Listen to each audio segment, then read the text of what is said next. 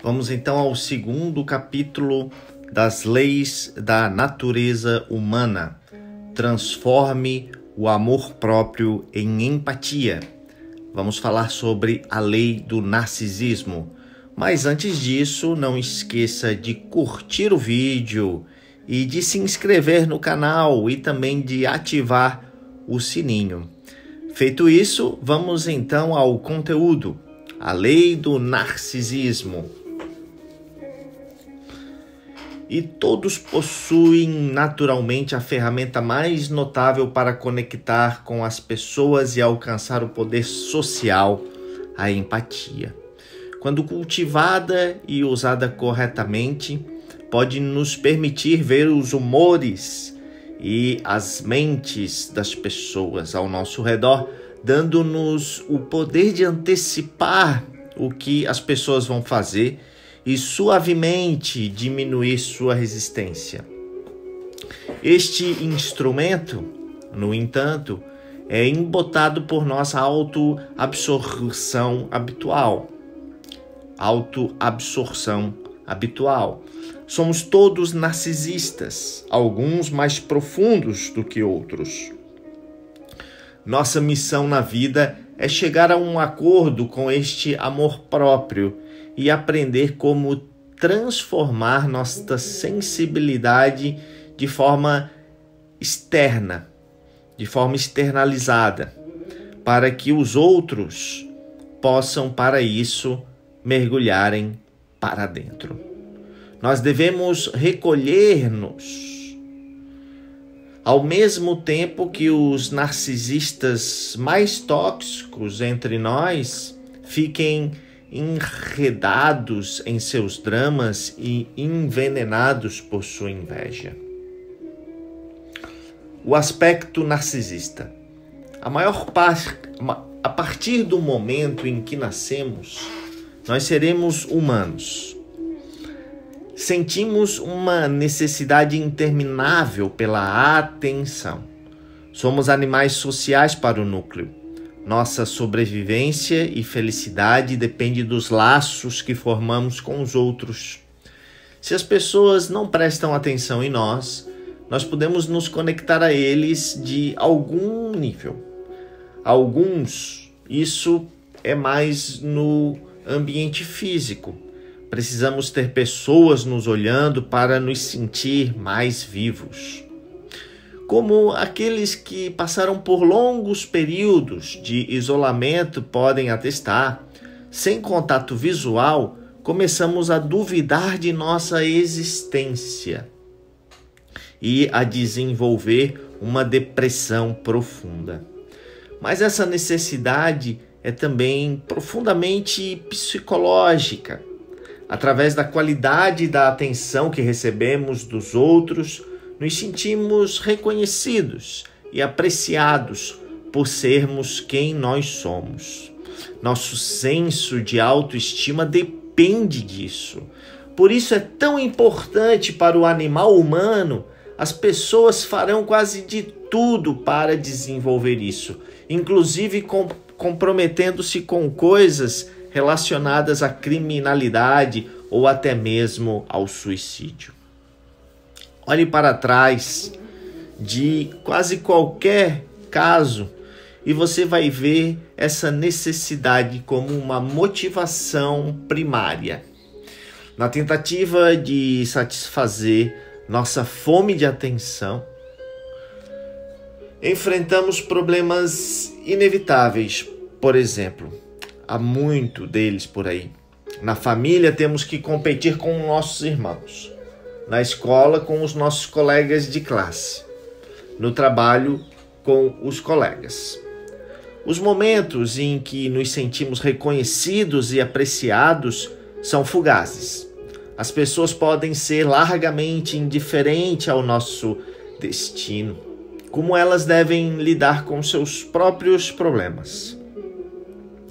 Há até mesmo alguns que são francamente hostis e desrespeitosos conosco. Como lidamos com aqueles momentos em que nos sentimos psicologicamente sozinhos ou até mesmo abandonados? Podemos dobrar nossos esforços para chamar a atenção e sermos notados, mas isso pode esgotar nossa energia e muitas vezes pode ter o efeito oposto. As pessoas que tentam demais parecem estar desesperadas e são repulsivas. Elas querem atenção a qualquer custo. Nós simplesmente não podemos confiar nos outros para nos dar esta validação. Constantemente e ainda assim, nós ansiamos por isso. Então, temos esse dilema desde a infância. A maioria de nós surge como uma solução que funciona muito bem. Criamos um eu, uma imagem de nós mesmos que nos conforta e nos faz sentir validados por dentro.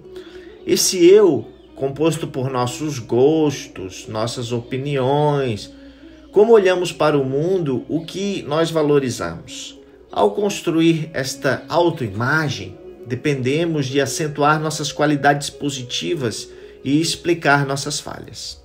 Nós não podemos ir muito longe nisso, pois a nossa autoimagem é muito distorcida da realidade. Outras pessoas nos tornarão conscientes desta discrepância e vamos nós duvidar de nós mesmos. Mas, se for feito corretamente, no final temos um eu no qual podemos amar e estimar. Nossa energia se volta para dentro.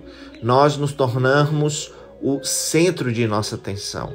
Quando experimentamos esses momentos inevitáveis, quando estamos sozinhos ou não nos sentimos valorizados, podemos nos retirar para esse eu e nos acalmar. Se tivermos momentos de dúvida e depressão, nosso amor próprio nos eleva, nos faz sentir dignos e até superiores do que os outros. Essa autoimagem funciona como um termostato ajudando-nos a regular nossas dúvidas e inseguranças. Nós não somos mais completamente dependentes dos outros e nem por atenção e muito menos por reconhecimento. Nós temos autoestima. Essa ideia pode parecer estranha.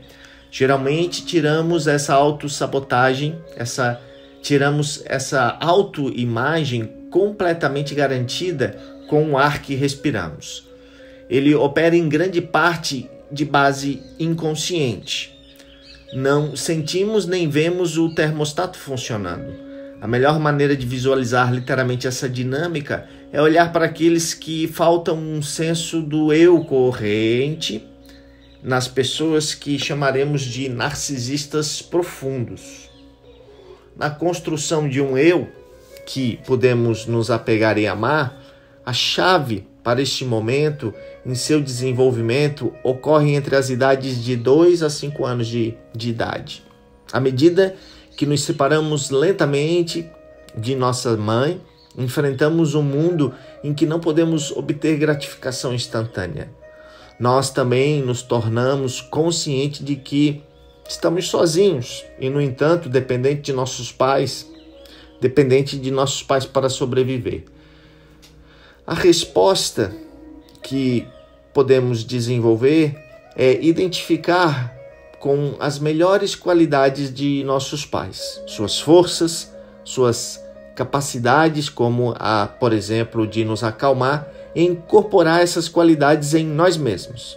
Se nossos pais nos encorajam em nossos primeiros esforços a gerar independência, se validarem nossa necessidade de nos sentirmos fortes e reconhecermos nossas qualidades únicas, então a nossa autoimagem cria raízes e nós podemos lentamente construir sobre ela.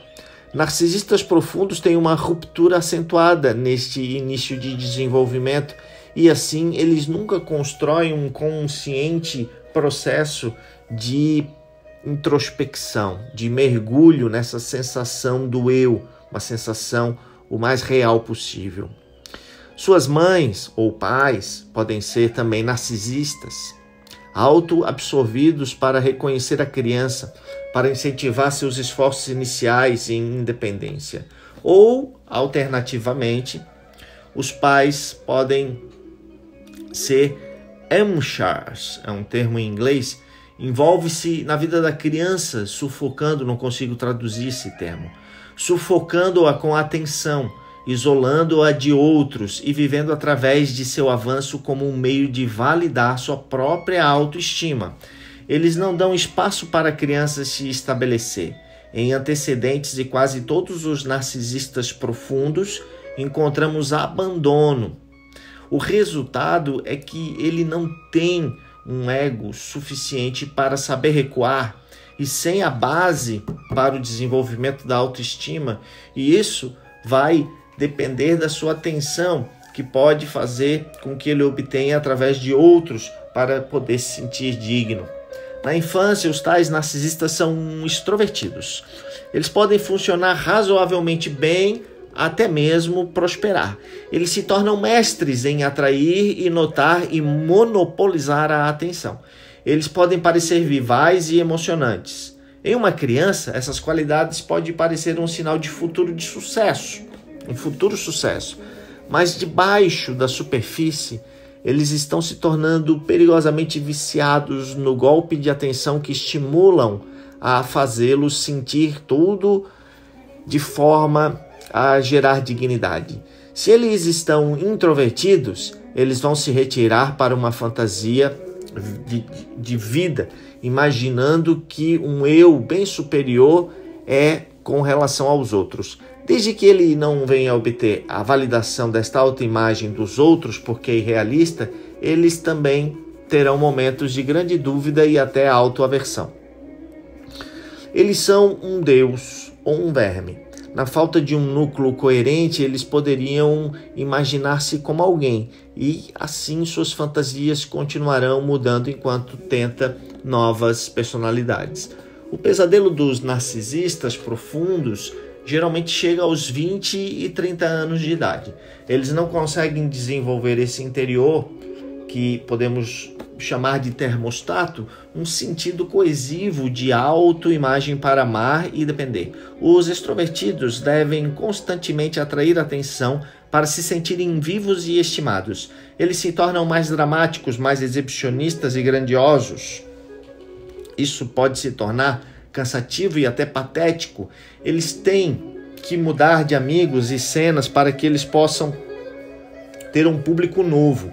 Introvertidos caem mais profundamente em um eu fantasioso. Se socialmente rejeitado, ainda que irradiando superioridade, tende a alienar as pessoas, aumentando seu isolamento. Isso é perigoso. Em ambos os casos, drogas ou álcool ou qualquer outra forma de vício pode se tornar uma muleta necessária para acalmá-los no momento inevitável de dúvida e depressão.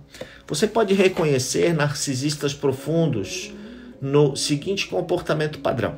Se eles sempre são insultados ou desafiados, eles não têm defesa. Nada interno para acalmá-lo ou validar seu valor. Eles geralmente vão reagir com grande raiva, sedentos de vingança, cheios de uma sensação de justiça. Essa é a única maneira que eles sabem como acalmar suas inseguranças. Em tais batalhas, eles se posicionarão como vítima ferida, confundindo os outros e até mesmo atraindo simpatia.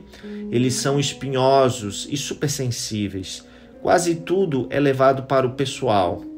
Eles podem se tornar bastante paranoicos e ter inimigos em todas as direções para que aponte a sua verdade.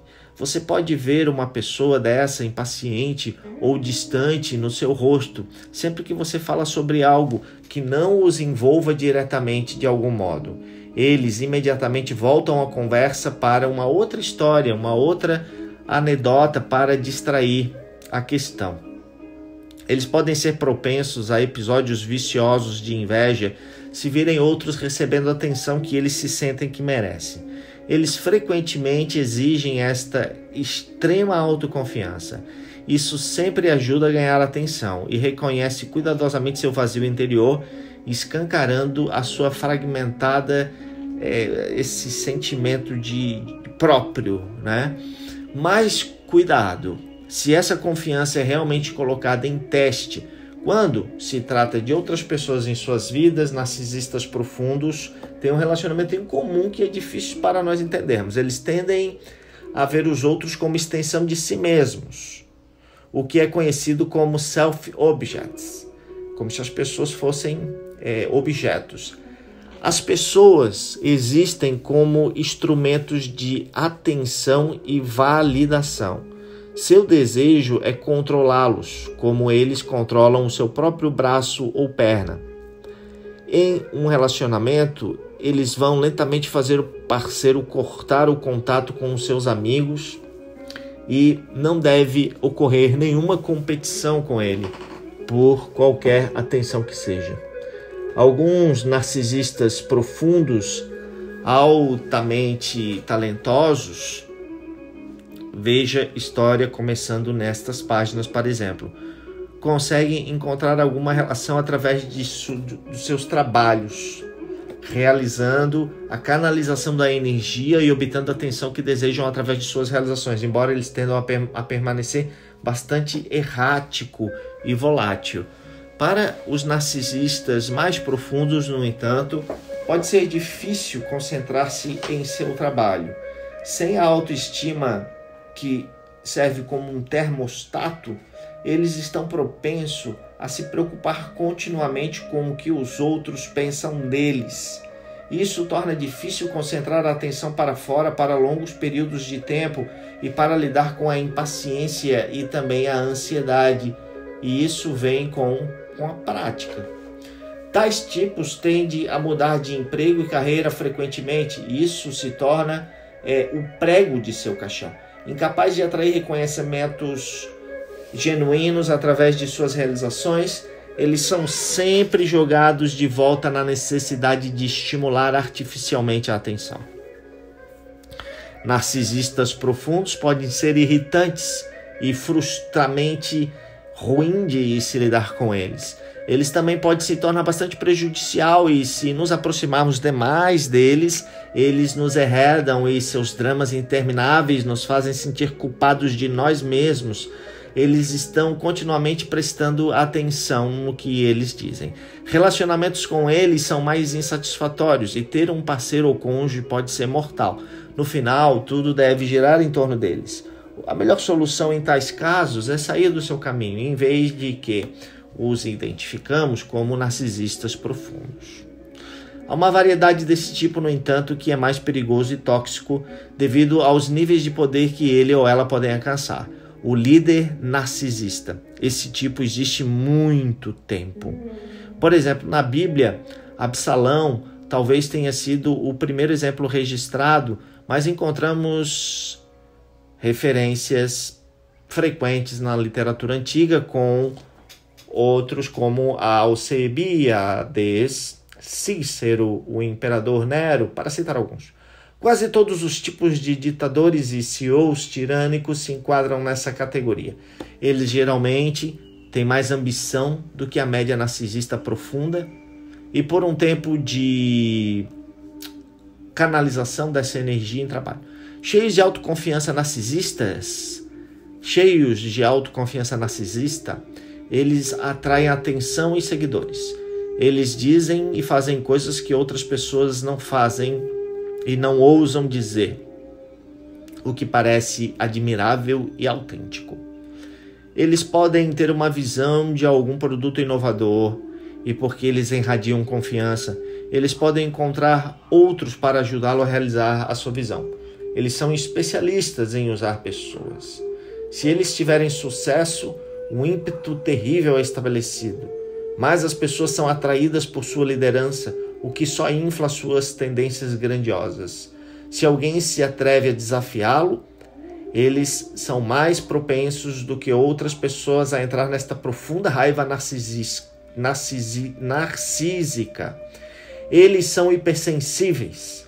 Eles também gostam de agitar o drama constante como um meio para justificar seu poder. Eles são os únicos que podem resolver problemas. Eles criam. Isso também lhes dá mais oportunidade de ser o centro da atenção. O local de trabalho nunca é estável sob sua direção. Às vezes, eles podem se tornar empreendedores, pessoas que encontram uma companhia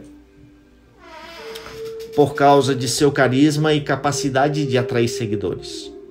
Eles podem ter um toque de criatividade também, mas para muitos desses tipos de líderes, eventualmente, a sua própria instabilidade interior e caos virá a ser espalhada na empresa ou no grupo que lideram.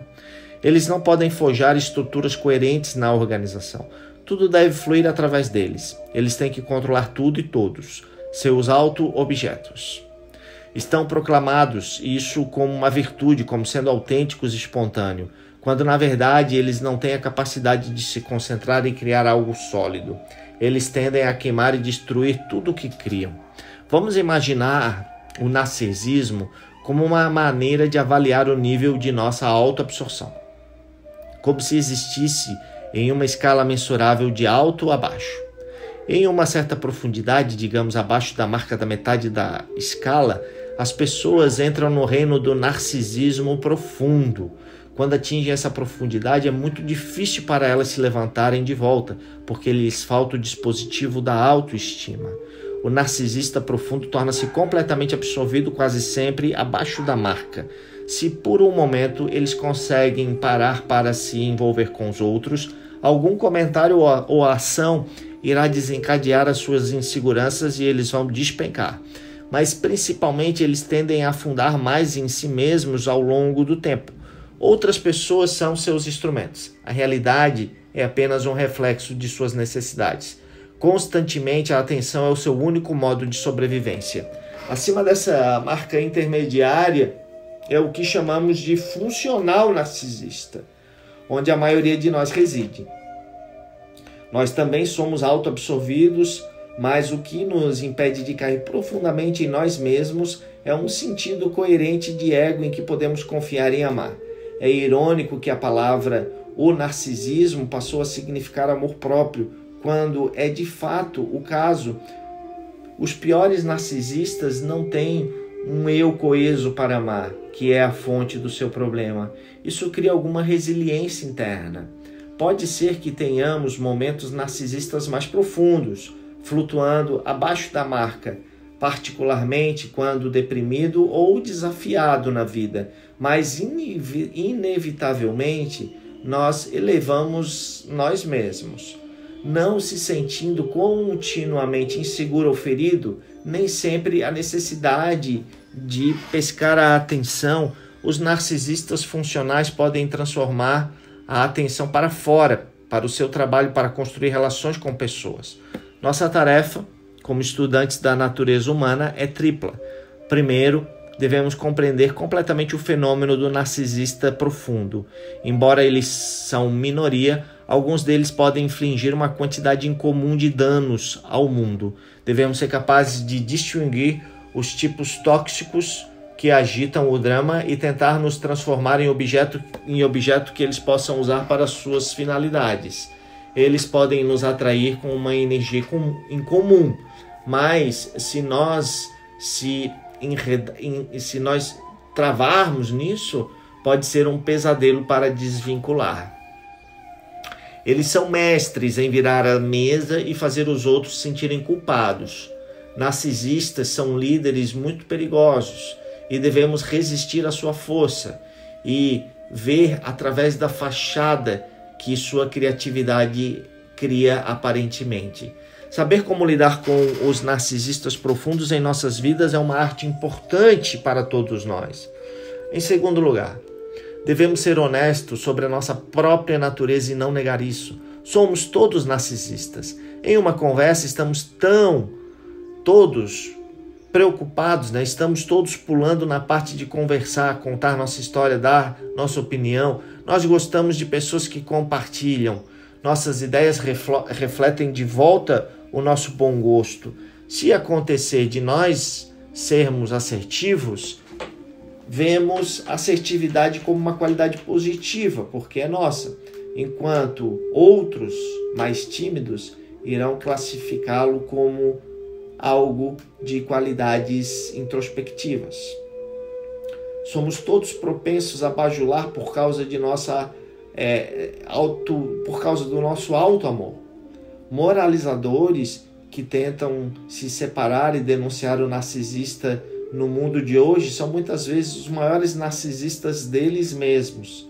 Eles amam o som da sua voz quando apontam os dedos e pregam. Estamos todos no espectro da autoabsorção, criando um eu que nós mesmos podemos fazer para nos amar. Isso é um desenvolvimento saudável e não deve haver estigma anexado a ele. Sem a autoestima de dentro, cairíamos num narcisismo profundo. Mas para ir além do narcisismo funcional, que deve ser o nosso objetivo, devemos primeiro ser honestos com nós mesmos, tentando negar a nossa natureza egocêntrica, tentando fingir que somos de alguma forma mais altruístas do que os outros. Torna impossível para nós transformar nós mesmos. Terceiro, e mais importante, devemos começar a fazer a transformação em um narcisista saudável.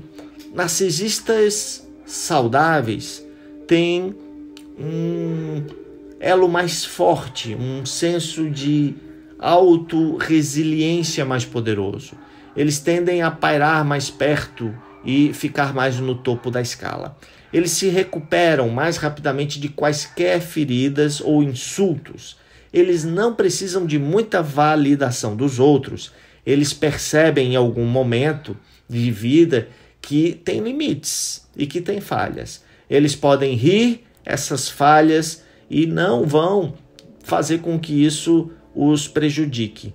De muitas maneiras, por abraçar essa imagem completa de si mesmo, seu amor próprio é mais real e completo.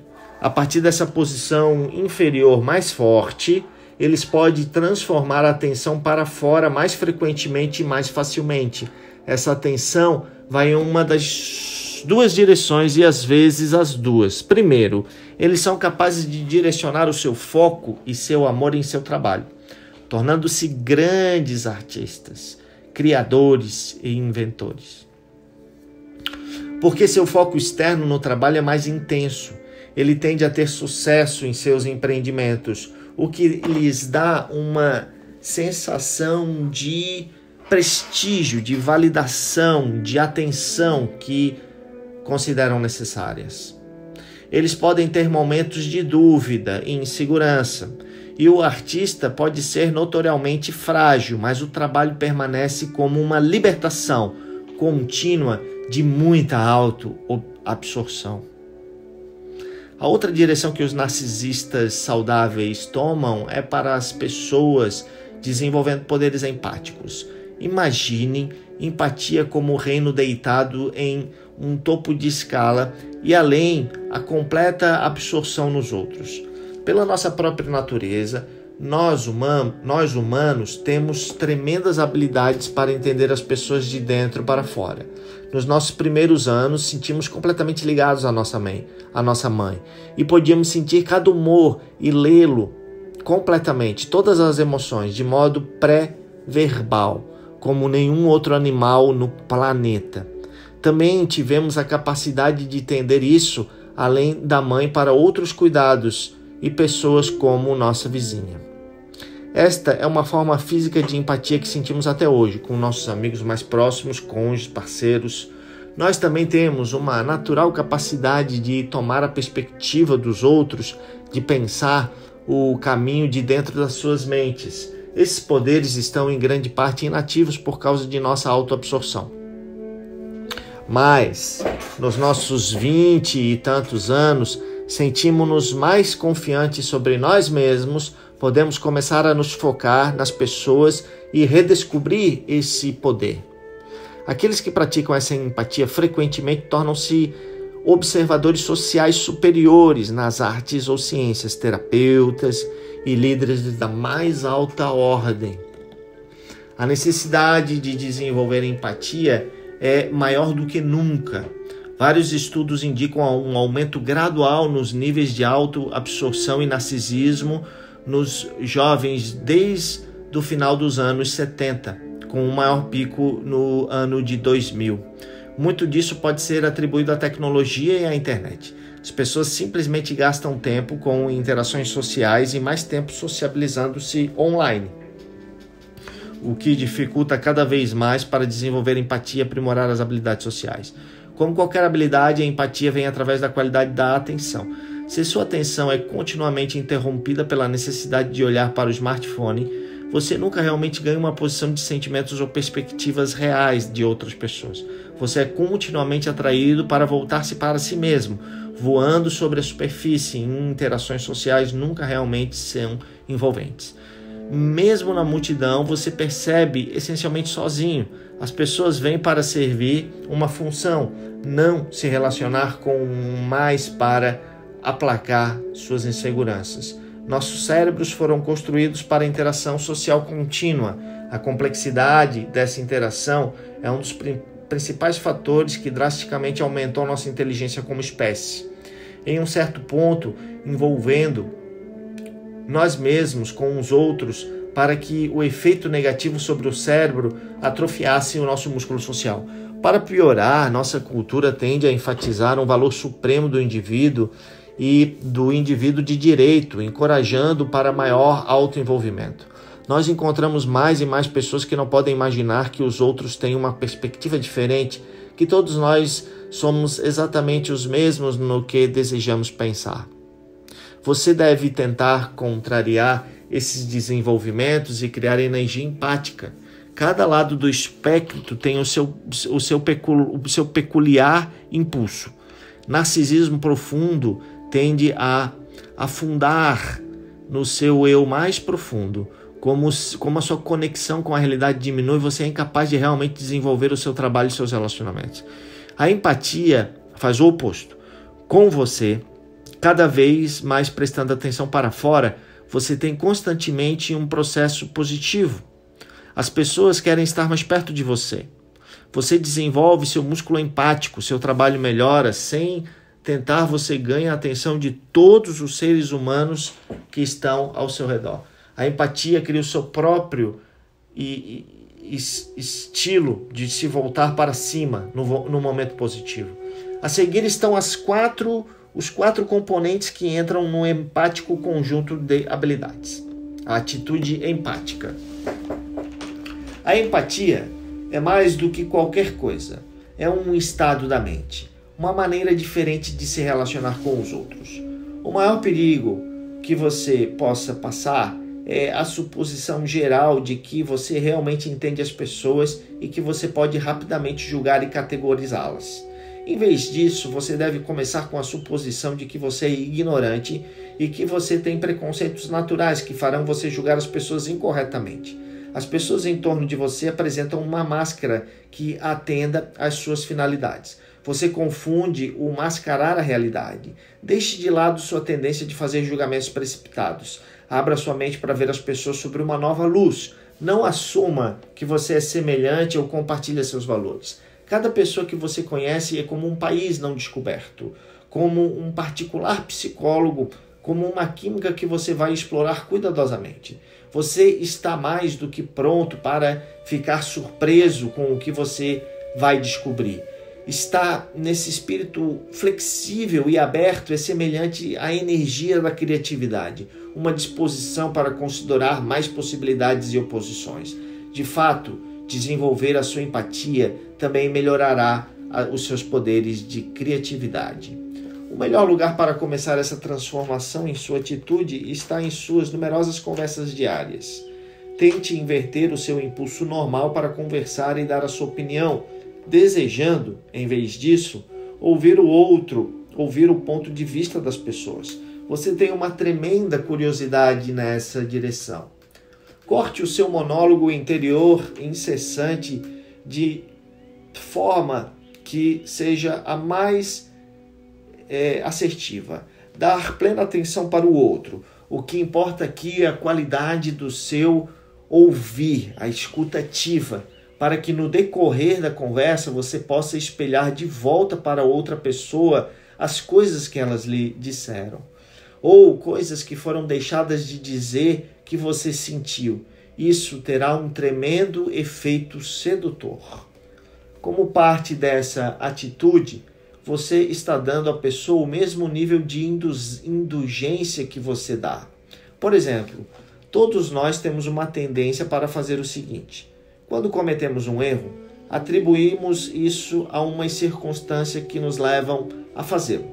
Mas quando outras pessoas fazem um erro, tendemos a ver isso como uma falha de caráter, como algo que fluía da sua personalidade imperfeita. Isso é conhecido como o viés da atribuição. Você deve trabalhar contra isso, com uma atitude empática. Você considera primeiro as circunstâncias que poderiam ser feitas com a pessoa e depois você vai dar o mesmo benefício da dúvida como você dá a si próprio. Finalmente, adotar essa atitude depende das qualidades de auto-amor. Se você se sentir terrivelmente superior aos outros ou tomado por inseguranças, seus momentos de empatia e absorção nas pessoas serão superficiais. O que você precisa é de uma aceitação completa do seu personagem, incluindo suas falhas, que você pode ver claramente, mas até mesmo apreciar e amar. Você não é perfeito. Você não é um anjo. Você tem a mesma natureza que os outros. Com essa atitude, você pode rir de si mesmo e deixar os insultos lavarem você.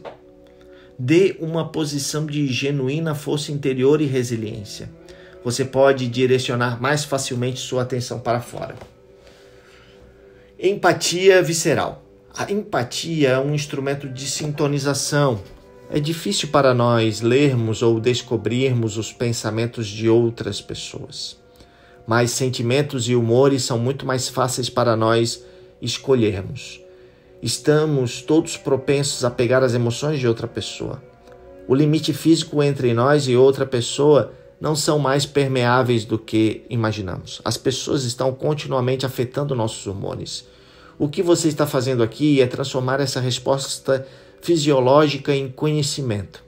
Preste muita atenção ao humor das pessoas, como indicado por uma linguagem corporal e tom de voz.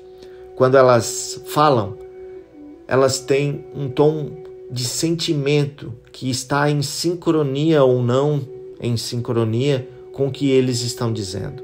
Esse tom pode ser de confiança, insegurança, de defensividade, de arrogância, frustração, euforia. Esse tom se manifesta fisicamente em sua voz, seus gestos e postura. Em cada encontro, você deve tentar detectar isto até mesmo e prestar atenção ao que eles vão dizendo. Isso irá registrar nas suas vísceras, no seu próprio físico. Um tom defensivo da parte deles tenderá a criar em você um ressentimento. Um elemento-chave que você está tentando descobrir é a intenção das pessoas. Há quase sempre uma emoção por trás de qualquer intenção. E além de suas palavras, você está sintonizando com o que eles querem, seus objetivos, que também se registrará fisicamente em você sem que você preste atenção nisso. Por exemplo, alguém que você conhece de repente mostra um interesse em comum em sua vida. Dá-lhe um tipo de atenção que você nunca teve. É um verdadeiro teste para se conectar ou se distrair. Em meio de suavizar a si mesmo, eles podem usar você para seus próprios propósitos. Em vez de se concentrar em suas palavras, que mostrem interesse e incitação, concentre-se no sentimento geral que o tom traz. Quão profundamente eles estão ouvindo? Eles estão fazendo contato visual consistente? Parece que, mesmo que estejam ouvindo você, eles estão absorvidos em si mesmos? Se você é o objeto de atenção repentina, mas parece não confiável, eles estão provavelmente pretendendo pedir-lhes algo para usá-lo e manipulá-lo de alguma forma. Esse tipo de empatia depende em grande parte dos neurônios espelhos, aqueles neurônios que disparam em nosso cérebro quando assistimos alguém fazer alguma coisa como pegar um objeto, como se estivéssemos fazendo isso sozinho. Isso nos permite nos conectar no lugar dos outros e sentir o que deve ser assim. Estudos revelam que as pessoas com pontuação alta nos testes de empatia são geralmente excelentes imitadores.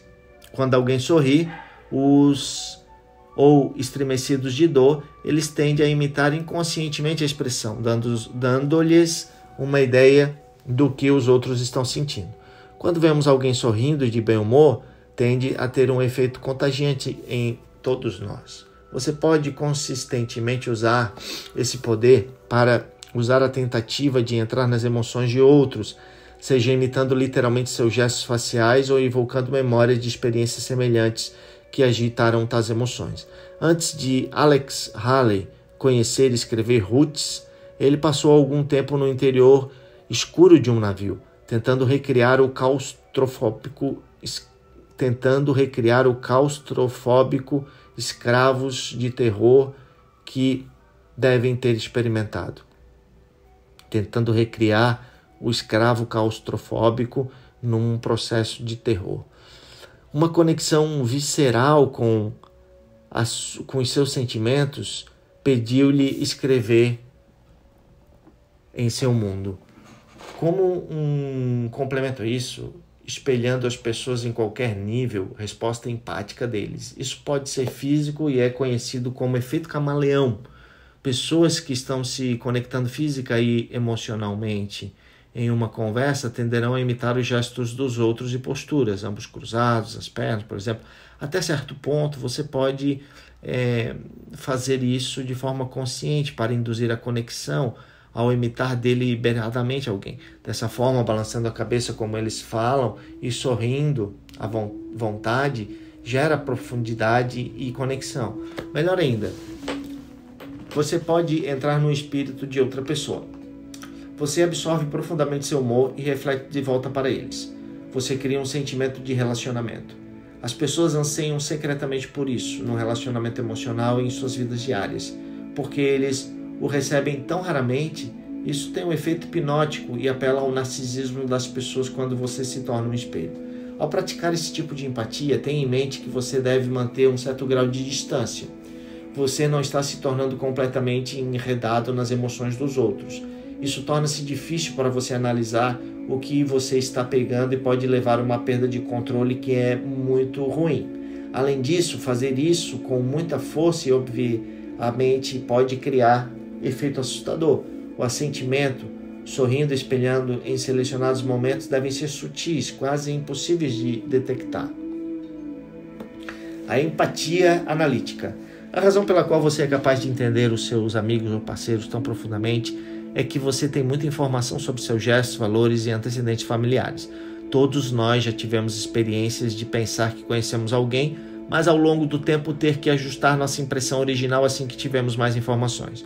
Por enquanto, a empatia física é extremamente poderosa, deve ser completada por empatia analítica.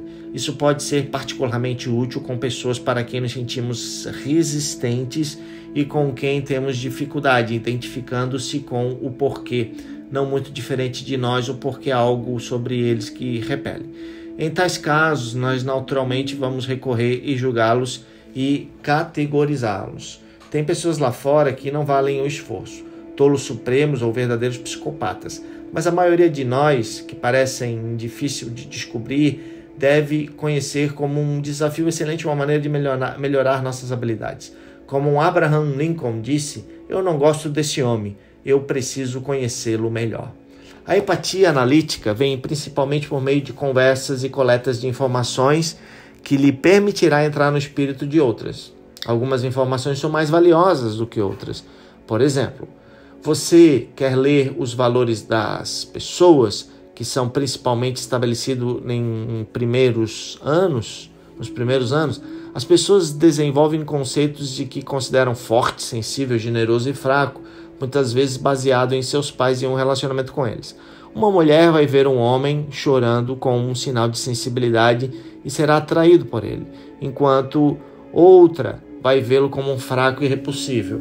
por não entender os valores dessas pessoas nesse nível ou projetando o seu próprio. Você vai interpretar mal a sua reação e criar conflito desnecessário.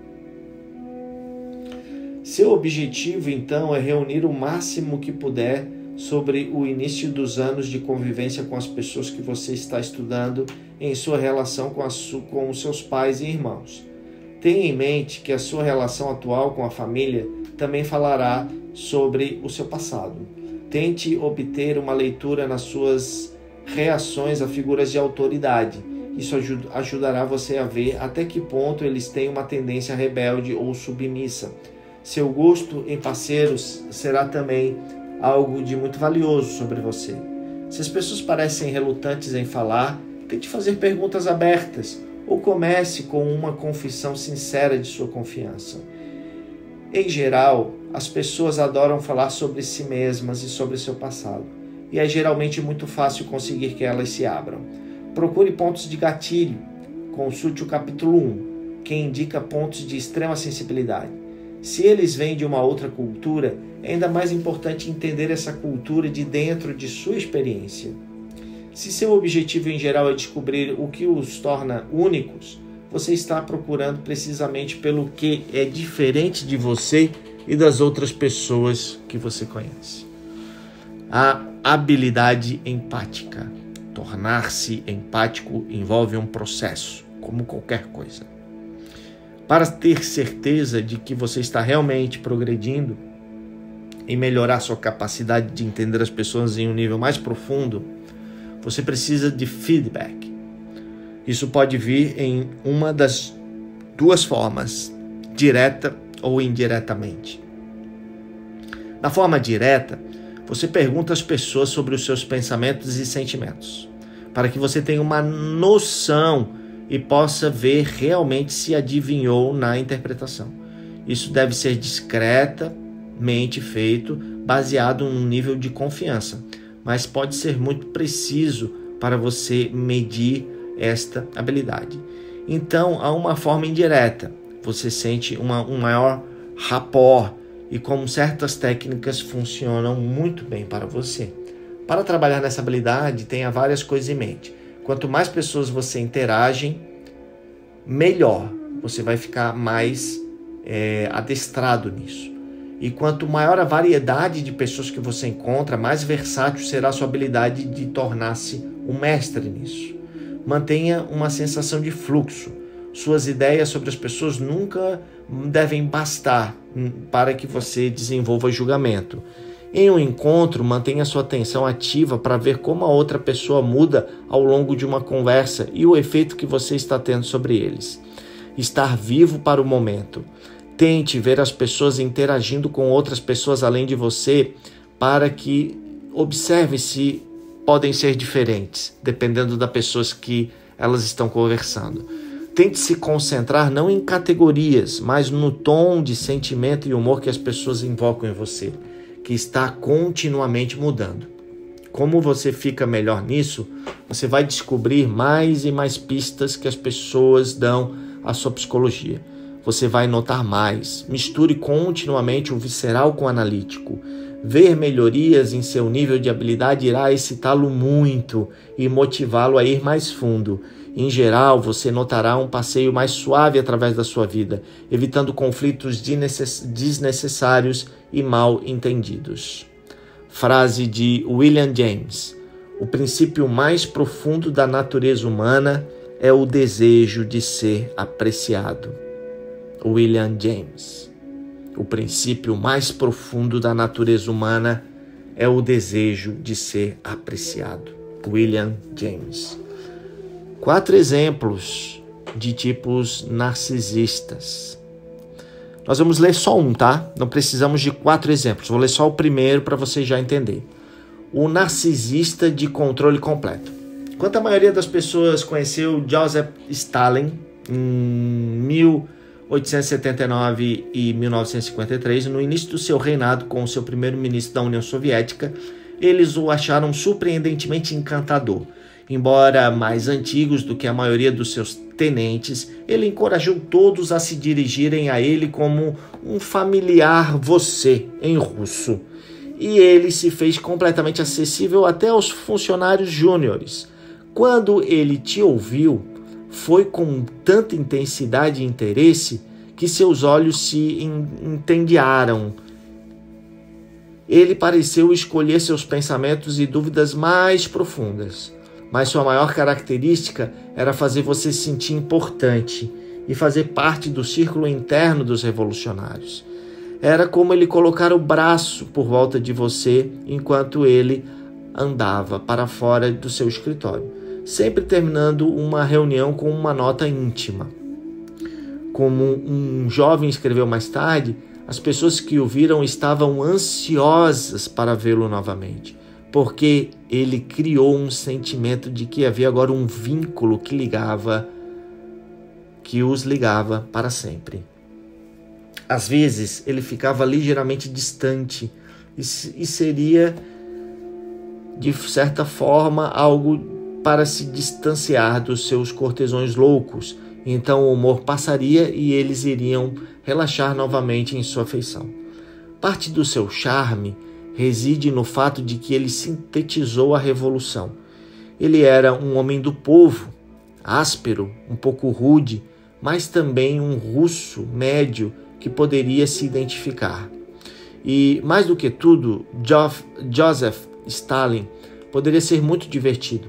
Ele adorava cantar e contar à terra muitas piadas. Com essas qualidades, não é de se admirar que ele acumulou lentamente poder e assumiu o controle completo do maquinário soviético. Mas como os anos passaram, o seu poder cresceu, outro lado do seu personagem lentamente vazou. A aparente simpatia não era tão simples quanto tinha parecido. Talvez o seu primeiro significado disso entre o seu interior círculo era o destino de Sergei Kirov, um membro poderoso do Politburo e, desde o início da esposa de Stalin, em 1932, o seu amigo mais próximo e confidente. Kirov era um homem entusiasta e um tanto simples que fazia amigos facilmente e tinha um jeito de confrontar Stalin, mas Kirov estava começando a tornar-se um pouco popular demais. Em 1934, vários líderes regionais aproximaram-se dele com uma oferta. Eles estavam cansados do brutal tratamento do campesinato. Eles iriam instigar um golpe e queriam fazer de Kirov um novo primeiro-ministro. Kirov permaneceu fiel. Ele revelou o enredo a Stalin, que agradeceu-lhe profundamente. Mas alguma coisa mudou em sua maneira para Kirov a partir de então. Uma frieza que tinha nunca mais se visto. Kirov entendeu a situação que ele criara. Ele revelara para Stalin que ele era tão popular quanto ele pensava, e aquela pessoa em particular era mais querida que ele. Ele sentiu o perigo que ele estava agora passando. Ele tentou de tudo o que podia para aplacar Stalin com essas inseguranças. Em aparições públicas, ele mencionava o nome de Stalin mais e mais vezes. Suas expressões de elogio se tornavam mais abundantes. Apenas esse parecia fazer Stalin ainda mais desconfiado.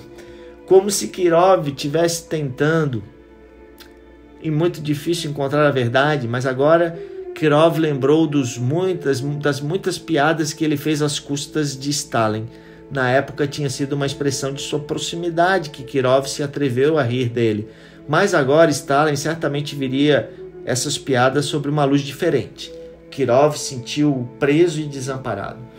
Em dezembro de 1934, um atirador solitário assassinou Kirov fora de seu escritório. Embora ninguém pudesse implicar diretamente Stalin, parecia quase certo que o assassinato teve a sua aprovação tácita. Nos anos seguintes, o assassinato, um amigo próximo de Stalin, após outro, foi preso. Tudo isso levando ao grande expurgo dentro da festa durante o final de 1930, em que centenas de milhares de pessoas perderam suas vidas.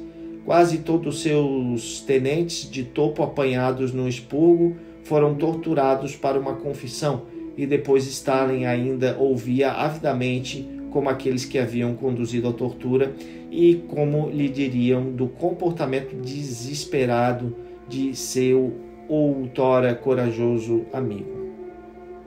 Ele riu dos relatos de como alguns desistiram de joelhos e chorando imploravam por uma audiência com Stalin para pedir perdão dos pecados e permissão para viver.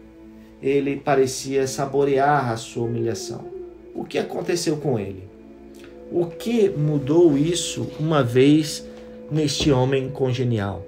Com seus amigos mais próximos, ele ainda poderia mostrar afeto, não adulterado. Mas em um instante ele poderia se voltar contra eles e enviá-los para a morte.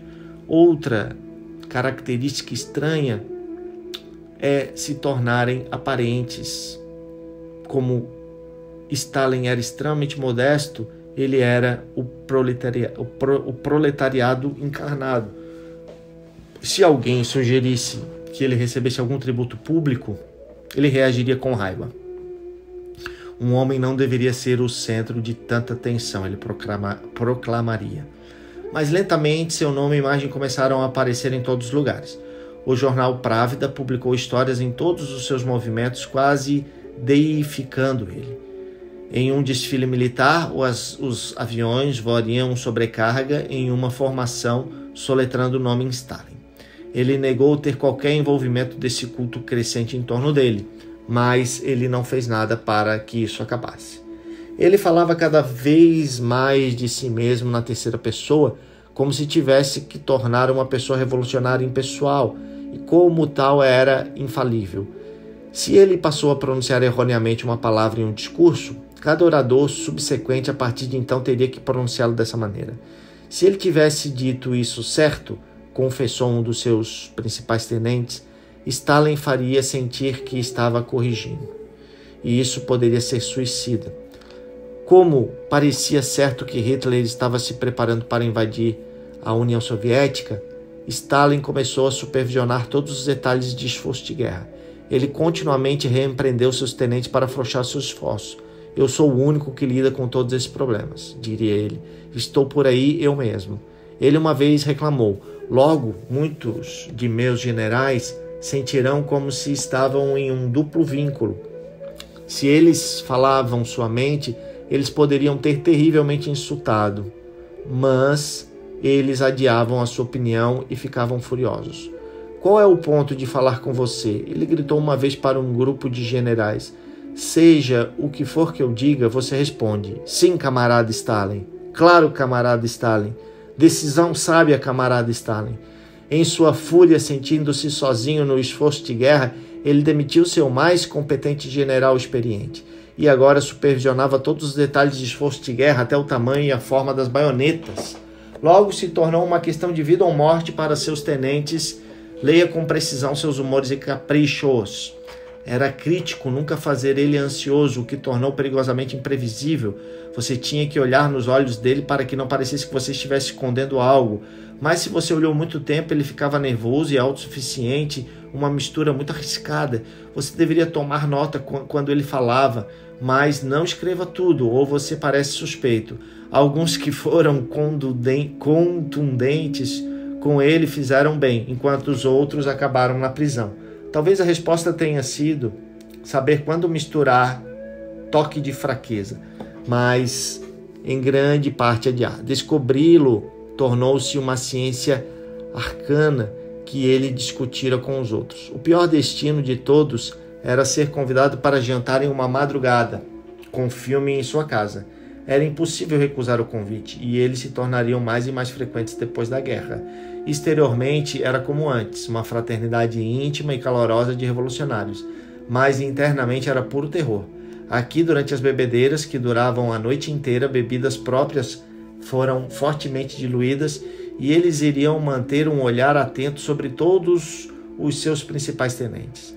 Ele os forçou a beber demais e, ao beber demais, eles perderiam o autocontrole. Ele secretamente se deliciava em suas lutas para não diga nem faça nada que possa incriminá-los. O pior foi no final da noite, quando ele puxava um gramofone, tocava uma música e ordenava que os homens dançassem. Ele faria Nikita Khrushchev, o futuro premier, fazer o Gopak, uma dança altamente extenuante que incluía muito agachar e chutar. Isso muitas vezes deixava Khrushchev doente de estômago. Os outros ele teria que dançar lenta e juntamente, enquanto ele sorria e ria ruidosamente à vista dos homens adultos dançando como casal. Foi a última forma de controle, o mestre das marionetes coreografando cada movimento. Interpretação. O grande enigma de Joseph Stalin em seu tipo presente é como as pessoas que são profundamente narcisistas também podem ser tão encantadoras e, através do seu charme, ganhar influência. Como elas podem possivelmente se conectar com os outros quando eles estão claramente autoobcecados. Como eles são capazes de hipnotizar? A resposta está na parte inicial de suas carreiras, antes de se tornarem paranoicos e viciosos. Esses tipos geralmente têm mais ambição e energia do que uns narcisistas profundos na média. Eles também tendem a ter mais inseguranças. A única maneira de acalmar essas inseguranças e satisfazer a sua ambição é ganhando de outros mais do que o habitual da atenção e validação, que pode realmente vir através de um assegurado poder social na política ou nos negócios. Cedo na vida, esses tipos se deparam com os melhores meios para fazê-lo. Como a maioria narcisista profundos, eles são hipersensíveis a qualquer ligeira perspecção. Eles têm antenas finas sintonizadas com as pessoas para sondar seus sentimentos e pensamentos, para descobrir se há algum indício de respeito. Mas o que eles descobrem em algum momento é esta sensibilidade que pode ser sintonizada para os outros e sondar os seus desejos e inseguranças. Sendo tão sensível, eles podem ouvir pessoas com grande atenção. Eles podem imitar com empatia. A diferença é que, a partir de dentro, eles são impulsionados não pela necessidade de se conectar, mas pela necessidade de controlar as pessoas e manipulá-las. Eles escutam e sondam você a fim de descobrir seus pontos fracos para jogar. Sua atenção não é toda fingida ou não teria nenhum efeito. No momento, eles podem sentir a camaradagem enquanto colocam o braço em volta do seu ombro, mas depois eles controlam e abafam o seu florescimento, qualquer coisa real ou mais profunda. Se não o fizerem, arriscariam perder controle de suas emoções e abrindo-se para o ferido. Eles te puxam com uma demonstração de atenção e carinho, então te atrai mais profundamente com a inevitável frieza que se segue. Você fez ou disse algo errado? Como você pode recuperar a favor deles? Pode ser útil, pode registrar um relance que dure 1 segundo ou 2, mas tem seu efeito. E é o clássico empurrar e puxar o coquete que faz você querer reviver o calor que você sentiu uma vez. Combinado com um incomum alto nível de confiança exibido por esse tipo, isso pode ter um efeito devastador de sedução sobre as pessoas e isso faz atrair seguidores. O controle complexo e completo dos narcisistas estimulam o seu desejo de aproximar-se deles, mas mantenha você à distância dessas pessoas. Pelo menos a distância de um braço. Tudo é sobre controle. Eles controlam suas emoções e eles controlam suas reações. Em algum momento, como eles ficam mais seguros em seu poder, eles vão ressentir do fato de que eles tiveram que jogar o jogo do charme. Por que eles deveriam prestar atenção aos outros quando deveriam ser de outra maneira? Então, eles inevitavelmente se voltarão contra antigos amigos, revelando a inveja e o ódio sobre abaixo da superfície. Eles controlam quem está dentro e quem está fora, quem vive e quem morre. Criam ligações duplas em que nada que você diga ou faça vai agradá-los. Ou, fazendo parecer arbitrário, aterrorizam você com suas inseguranças. Eles agora controlam suas emoções. Em algum momento, eles se tornarão micromanagers, gerentes de microexpressões que podem eles gerar mais confiança. As pessoas se transformam em automatos, incapazes de tomar decisões. então eles devem supervisionar tudo. Se eles chegarem a tal extremos, esse tipo acabará se destruindo, porque é na verdade impossível de livrar o animal humano do livre-arbítrio. As pessoas se rebelam mesmo se mais intimidada. Nos últimos dias de Stalin, ele sofreu um derrame, mas nenhum de seus tenentes ousou ajudá-lo ou chamar um médico. Ele morreu de sua negligência, como eles tivessem chegado a temer e abominar ele. Você, quase inevitavelmente, encontrará esse tipo em sua vida, porque através de sua ambição, eles tendem a se tornar chefes e CEOs, políticos ou figuras de liderança. O perigo é que eles representam para você está começando quando eles primeiro aplicarem o seu charme. Você pode ver através da empatia que ele tem, uma empatia visceral. Sua demonstração de interesse em você nunca é profunda, você nunca dura muito e é inevitavelmente seguido por um pullback de coquete, ou seja, várias emoções. Se você parar de se distrair com o exterior na tentativa de encanto, você pode sentir essa frieza e o grau em que a atenção inevitavelmente foi para ele. Olhe para o passado deles. Você vai notar que eles não têm um único relacionamento profundo e íntimo em que eles expuseram qualquer vulnerabilidade. Procure sinais de uma infância conturbada. O próprio Stalin teve um pai que o espancou impiedosamente e um pouco frio e sem amor com a relação materna. Ouça as pessoas que viram a ser sua verdadeira natureza e tentou avisar aos outros. De fato, o antecessor de Stalin, Vladimir Lenin, entendeu sua natureza letal e, em seu leito de morte, ele tentou sinalizar isso para os outros, mas suas advertências foram ignoradas. Observe o aterrorizado processo de expressão daqueles que servem esses tipos de uma base diária. Se você suspeitar que você está lidando com esse tipo, você deve manter sua distância. Eles são como tigres. Uma vez que você está por perto, você não pode fugir e eles te devorarão. Aí tem o segundo exemplo. Nós vamos pular agora o exemplo. Esse aqui fala sobre uma história na França, também de narcisismo. Vários personagens aqui. E nós vamos pular essa história de Grandier. E fala um pouquinho aqui dos jesuítas. E aí tem toda uma história aqui. Nós vamos pular a história. Ocorre na França em 1665. Nós vamos para a interpretação dessa história. Embora a gente não tenha lido a história, nós vamos ver a interpretação. Vamos pegar o suprassumo, tá? Em seus primeiros anos, Jane de Beauciel exibiu um apetite insaciável por atenção. Ele cansou os seus pais, que finalmente livraram-se dela mandando para um convento em Poitiers. Lá, ela procedeu para conduzir as freiras insanas no seu sarcasmo e ar incrível de superioridade. Enviada para Ludebon, parece que ela decidiu tentar uma abordagem diferente para ganhar o reconhecimento que ela tão desesperadamente achava necessário. Dados os livros sobre espiritualidade, ela determinou que iria se destacar de todos os outros em seu conhecimento e comportamento piedoso. Ela fez um complemento e bolou shows e ganhou uma boa aprovação. Mas como chefe de casa, ela se sentia entediada e a atenção que agora recebia não era adequada. Seus sonhos de Grandier eram uma mistura de fabricação e autossugestão. Logo depois que os exorcistas chegaram, ela recebeu um livro de demonologia que ela devorou. E conhecendo os vários ins e fora da habitação do diabo, ela passou a dar de si mesma todos os traços dramáticos que seriam apanhados pelos exorcistas como sinais certos de posse. Ela se tornou a estrela do espetáculo público.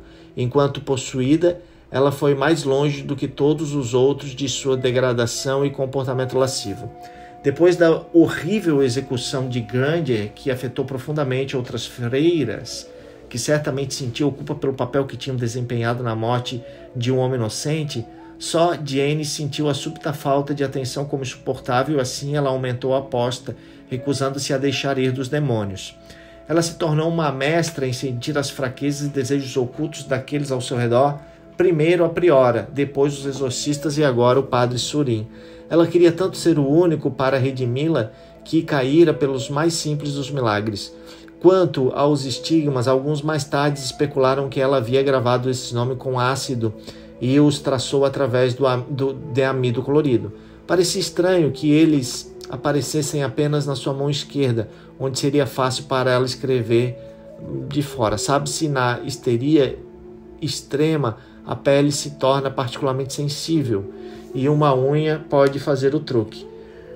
Como alguém que há muito experimentou inventar remédios à base de ervas, foi fácil para ela ampliar gotas perfumadas. Quando as pessoas acreditavam em estigmas, seria difícil para eles duvidarem da unção.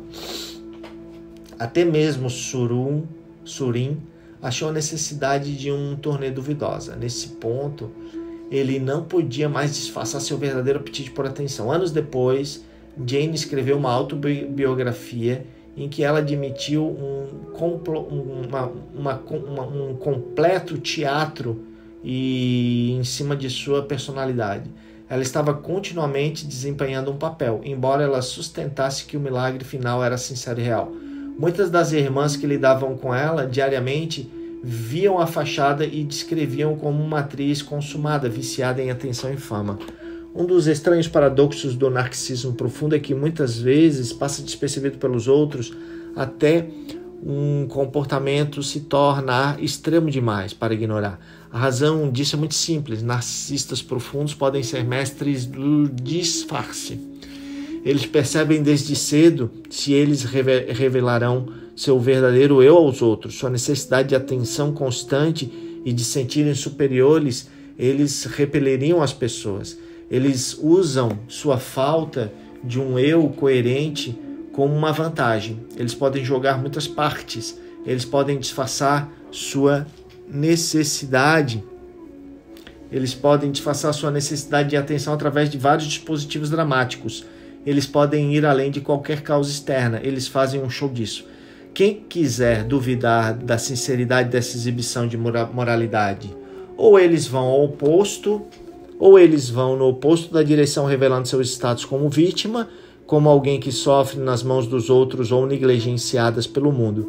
É fácil ser pego no drama do momento, só para sofrer mais tarde, enquanto consomem você com a sua necessidade ou usá-las para seu propósito. Eles jogam na sua empatia. Sua única solução é ver através do truque, reconhecer esse tipo por o fato do que o foco sempre pode parecer estar sobre eles. Observe como eles são sempre superior em supostas bondades ou sofrimento ou ainda miséria. Veja o drama contínuo e a qualidade teatral de seus gestos. Tudo o que eles fazem ou dizem é para consumo público. Não se deixe tomar danos colaterais em seu drama. E aí tem mais um caso, terceiro caso aqui, que nós vamos pular também, tá? Depois você pode ler o terceiro caso. Aqui fala sobre uma escritora que escreveu o livro Guerra e Paz, Ana Karenina. E aí fala um pouquinho da Igreja Ortodoxa, fala um pouquinho de Tolstói. Uma história que vai exemplificar um dos perfis ali abordados. E aí, Tolstói e tal, no final dessa história tem a interpretação. Léo Tolstói exigiu todos os sinais das profundezas narcisistas, das naturezas narcisistas. Sua mãe morreu quando ele tinha 2 anos e deixou um buraco gigante nele que ele nunca poderia preencher, embora ele tentasse fazê-lo de forma a arrumar esse problema. E aqui vem todo o caso aqui do Tolstói para exemplificar a história, a interpretação da história. Por último, tem uma quarta história, para a leitura não ficar maçante. A gente já entendeu o aspecto do narcisista e de uma empática muito exacerbada, empatia, né? E aí faz a interpretação do quarto caso. E aí nós vamos ler o finalzinho do livro, do capítulo. Entenda. O que nos faz desenvolver esses poderes empáticos é a necessidade. Se sentimos que nossa sobrevivência depende de quão bem nós avaliamos humores e mente dos outros, então vamos encontrar o foco necessário e o toque nos poderes. Normalmente não sentimos a necessidade disso, mas imagine que entendemos muito bem as pessoas com quem lidamos. A vida pode ser dura e temos muitas outras tarefas para atender, mas nós somos preguiçosos e preferimos confiar em juízo pré-dirigidos. Mas na verdade é uma questão de vida ou morte e nosso sucesso não depende do desenvolvimento dessas habilidades. Nós simplesmente não estamos cientes disso porque nós não vemos a conexão entre problemas em nossas vidas e nossa constante leitura errada do humor e das intenções das pessoas e do interminável processo de oportunidades perdidas que resultam nisso. O primeiro passo, então, é o mais importante. Perceber que você tem uma ferramenta sociável notável que você não está cultivando. A melhor maneira de ver isso é para experimentar. Pare seu monólogo interior incessante e pague maior atenção às pessoas. Sintonize-se com o humor inconstante de indivíduos e grupos.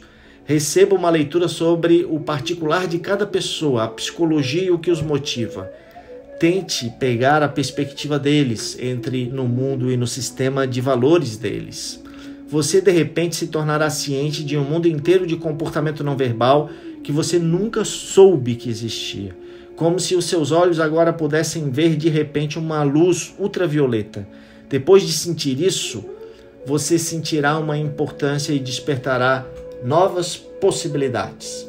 Vamos à frase Walt Whitman. Eu não pergunto ao ferido como ele se sente. Eu mesmo me torno a pessoa ferida. Muito bem, não esqueça de curtir o nosso canal e também de se inscrever no nosso canal e compartilhar com mais pessoas. Próxima leitura será o capítulo 3. Veja através das máscaras das pessoas a lei do jogo de papéis. Aguardo você então no próximo capítulo.